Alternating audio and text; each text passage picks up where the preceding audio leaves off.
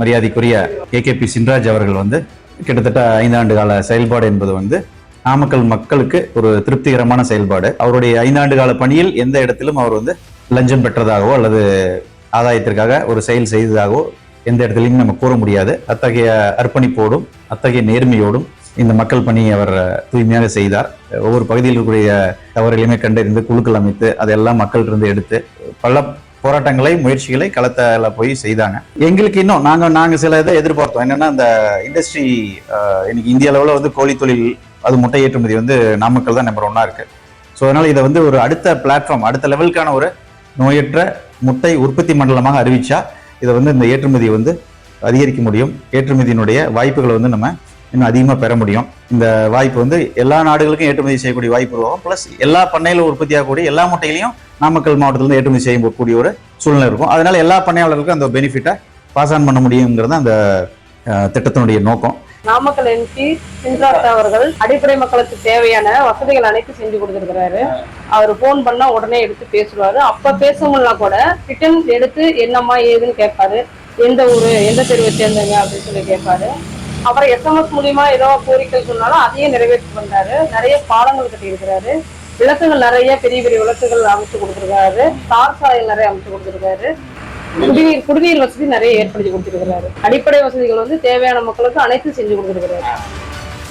நிறைய சிறப்பாக நிறைய காரியங்கள் செய்திருக்கிறார்.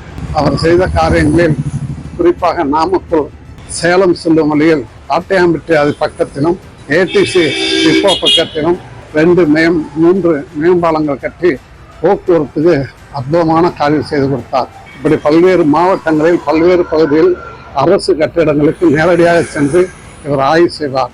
மேலும் மாவட்ட ஆட்சியருடன் தொடர்பு கொண்டு மக்களுக்கு என்ன செய்ய வேண்டும் என்ற ஒரே நோக்கத்தில் அவருடன் வாதாடுவார். கோரிக்கை நிறைவேற்றப்படாத ஒரே காரணத்தால் ஆட்சியர் அலுவலகத்துக்கு முன்னால் உண்ணாவிரதம் வந்தது குறிப்பிடத்தக்கது.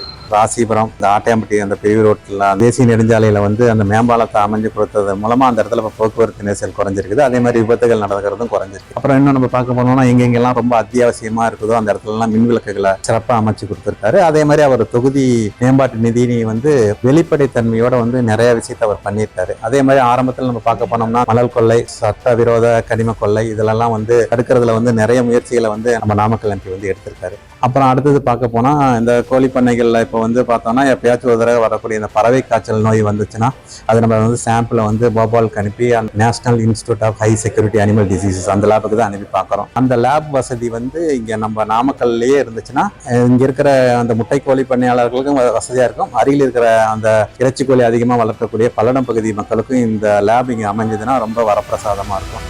பல நூற்றுக்கணக்கான சமூகத்திலே பொருளாதார ரீதியிலே பின்தங்கிய மாணவர்களுக்கு கல்வி உதவித்தொகையிலும் வழங்கியுள்ளார். நாமக்கல் மாவட்ட ரயில் உபயோகிப்பாளர்கள் சங்கம் சார்பாக கொடுத்த பல்வேறு கோரிக்கைகளையும் பல்வேறு சந்தர்ப்பங்களிலும் சூழ்நிலைகளிலும் மத்திய ரயில்வே அமைச்சகத்திடமும் மத்திய ரயில்வே வாரியத்திடம் முன்னெடுத்து அதனை அவர் முன்மொழிந்துள்ளார். அதன் பலனாக மயிலாடுதுறையிலிருந்து தினந்தோறும் மயிலாடுதுறையிலிருந்து சேலத்திற்கு பின்னர் மயிலாடுதுறைக்கும் வண்டி இயக்கப்பட்டுள்ளது. அதே மாதிரி கொல்லிமலையில் டவர் பாயிண்ட் ரெடி பண்ணியிருக்காங்க. BSNL டவர் பாயிண்ட் ரெடி பண்ணியிருக்காங்க எல்லா பக்கமும். சின்ராஜன் வந்து அதை பண்ணியிருக்கிறது ரொம்ப சந்தோஷமான ஒரு விஷயம். அதே மாதிரி கொல்லிமலை மிளகுக்காக பாராளுமன்றத்தில் ஃபர்ஸ்ட் பீச் முதல் முறையாகவே இது வந்து மிளகுக்கு நல்ல விலை கொடுக்கணும் அப்படின்னு சொல்லிட்டு பேசியிருக்காரு.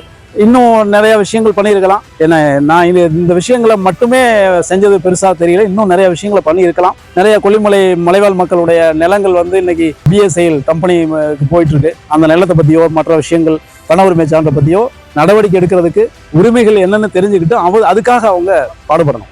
BSIL வந்து 7000 ஏக்கர் போகுது. இது வந்து பார்லிமெண்ட்ல நடக்கிற விஷயம். இது பார்லிமெண்ட் வரைக்கும் போக வேண்டிய விஷயம். அந்த விஷயத்த பேசியிருக்கலாம். இப்போ இந்த லைன்லயும் ஏதோ ஒரு சின்ன குறைபாடுகள் ஏதாவது இருந்தாலும் நாங்க சொன்னாலும் எல்லாத்துக்கும் செய்யறாருங்க.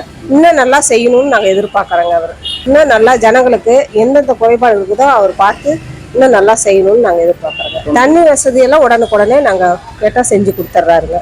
நாமக்கல்ல சாலை இதுல வந்து கொஞ்சம் நெருக்கடியா இருக்குதுங்க.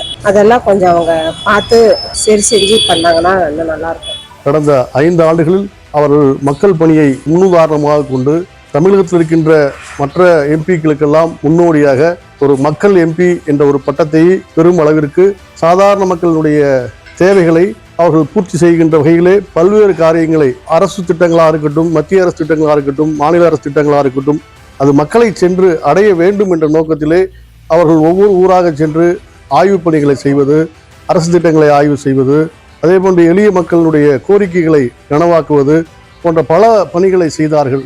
அது மட்டுமல்லாமல் அவர்கள் எடுத்துக்கொண்ட பல்வேறு பெரிய திட்டங்கள் எல்லாம் இன்றைக்கு செயல்படுத்த முடியாத ஒரு சூழல் ஏற்பட்டு விட்டது. என்ன காரணம் என்றால், மத்திய அரசினுடைய நிலைப்பாடு, மாநில அரசுடைய நிலைப்பாடு என்று இருக்கின்ற பொழுது அது பல்வேறு திட்டங்கள் அனைத்துமே மத்திய அரசிலிருந்து வர வேண்டிய திட்டங்கள். ஆகவே அது முறையாக நமக்கு வந்து கிடைக்கவில்லை.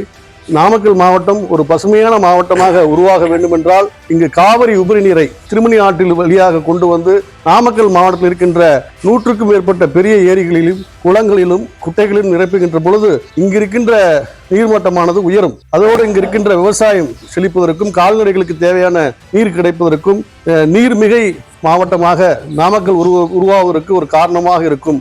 ஆகவே சிறுவராய மலையில் உற்பத்தியாகி நஞ்சரை ஆற்றில் கலக்கின்ற திருமணி ஆற்றை புனரமைப்பு செய்து காவிரி உபரி நீரை அதில் கொண்டு வருவதற்கான வாய்ப்புகளை நமது அரசாங்கம் செய்ய வேண்டும் என்பதுதான் எங்களுடைய முக்கிய வேண்டுகோளாக இந்த நேரத்தில் வைக்கின்றோம்.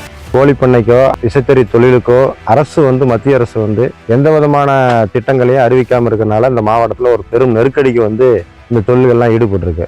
இதில் இந்த நாமக்கல் மாவட்டத்தில் இருக்கக்கூடிய பாராளுமன்ற உறுப்பினர் சின்ராஜ் பணிகளை பொறுத்த வரைக்கும் பார்த்தீங்கன்னா அவர் தெருவிளக்கு அமைக்கிறது, பாலம் அமைக்கிறது, இது மாதிரியான சில பணிகள் செஞ்சுருக்காரு.